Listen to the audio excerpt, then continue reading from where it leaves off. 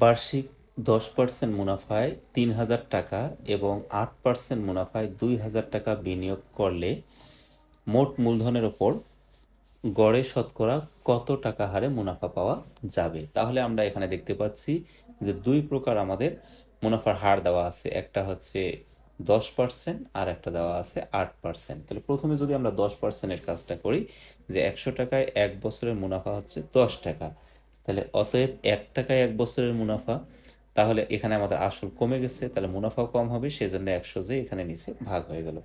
পরে এখানে আমাদের 10% মুনাফায় 3,000 টাকা বিনিয়োগ করা হয়েছে, সেজন্য আমরা এখানে লিখলাম যে 3,000 টাকায় 1 বছরের মুনাফা সমান সমান আমরা পাচ্ছি। তাহলে এখানে যেহেতু 3,000 অর্থাৎ আগের সে মূলধন বৃদ্ধি পাইছে, তাহলে আমাদের মুনাফাও বৃদ্ধি পাবে, উপরে যে গুণ হয়েছে।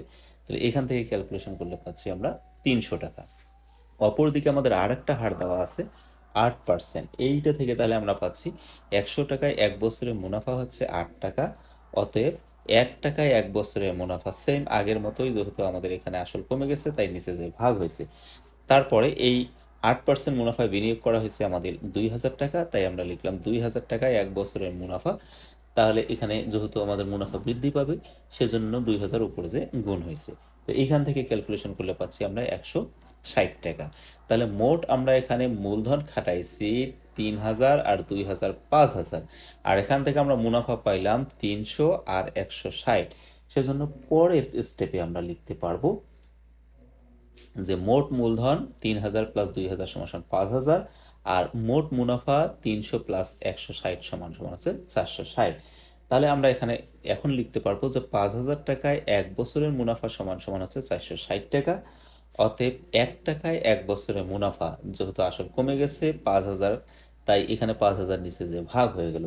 যেহেতু আমাদের মুনাফার হার চাওয়া হয়েছে, মুনাফার হার মানে হচ্ছে 100 টাকায় 1 বছরের মুনাফা, সেজন্য আমরা লিখলাম 100 টাকায় 1 বছরের মুনাফা।